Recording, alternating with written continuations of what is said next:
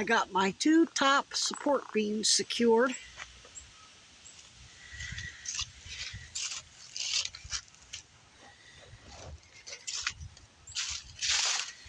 I gotta tighten those down. I gotta get me a ratcheting screwdriver because the little damn thing I got to tighten them, I drop it.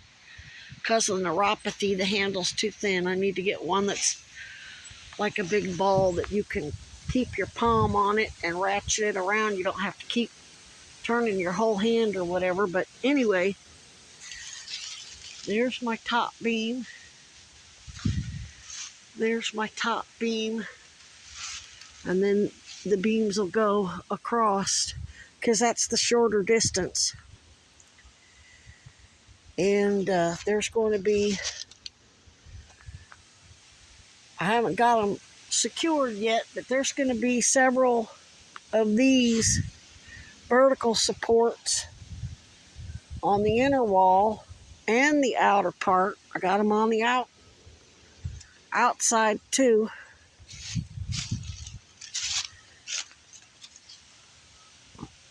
I gotta negotiate my way around this tree stump.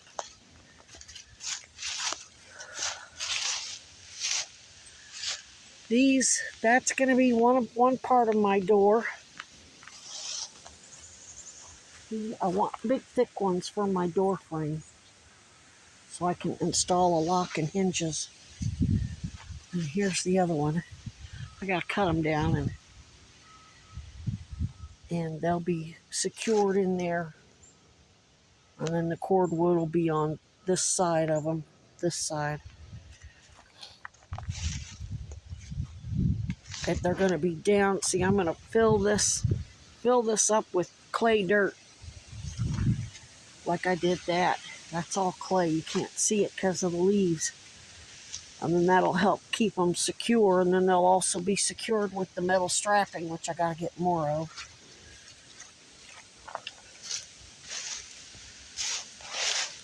And then the rest of it is I'm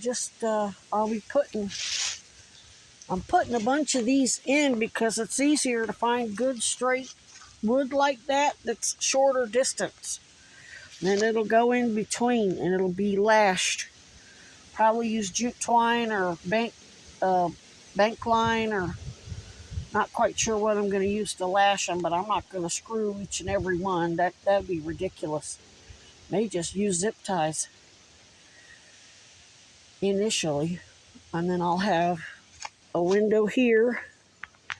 I'll have to use my L brackets and put in a window here.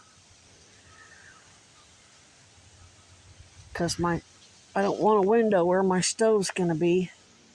Got to get my stove jack dialed in so I can get that sucker fired up, and I'll put my big drop cloth over this thing, and it'll be big enough to give me a windbreak on the back, the front, and the sides, so I can come in here and work and be warm. It was cold as hell working out here last night.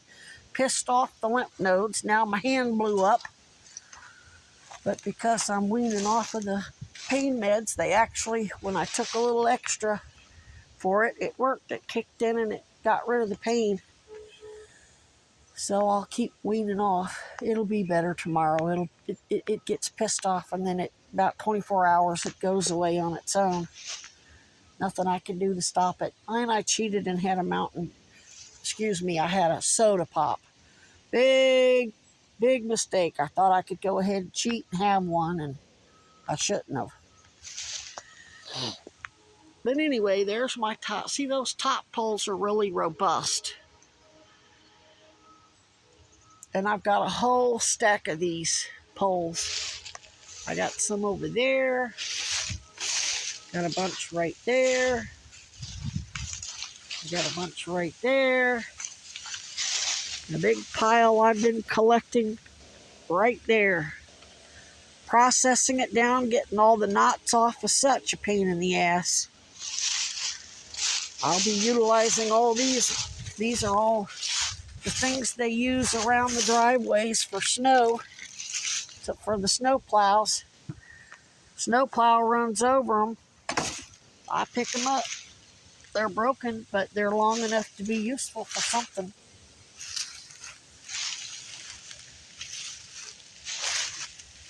my sled for moving wood. These signs are going to be the way I'm going to do the poles on the top. I'm going to measure it out so I can use these on top. So my whole top roof will be the big poles and coroplast. So they'll be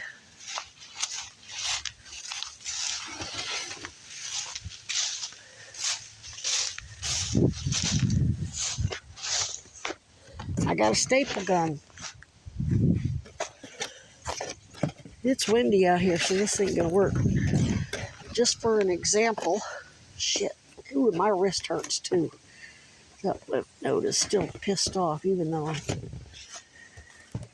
so it'll be, I'll have enough poles that there'll be plenty of support, because those things bend pretty easy, just like that one. So there'll be, a pole, and there'll be a pole on the outside, because I want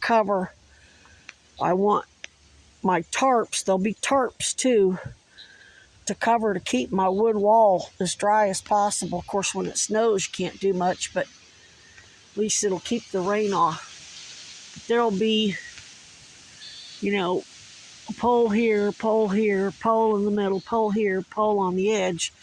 Then I've got enough to make almost a whole roof. Most of it anyway.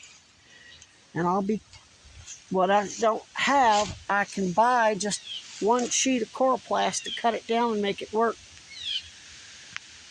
And I found a video that shows you how to stiffen and waterproof cardboard and glue it together with wheat paste to stack it 5 sheets thick, and it's just as good as plywood. So I may do that. I'll get cardboard boxes, which there's plenty of around here for free, and I will make my squares big enough to shove in cardboard, and I can take it out in the summer.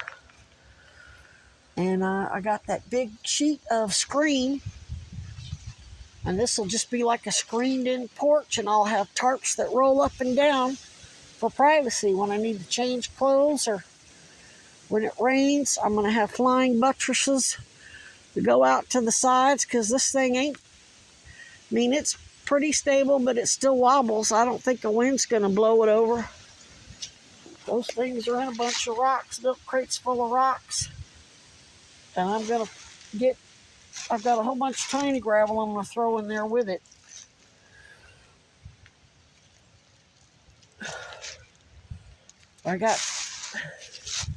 I'll figure something out. I'll put something around the edges so the gravel don't fall out.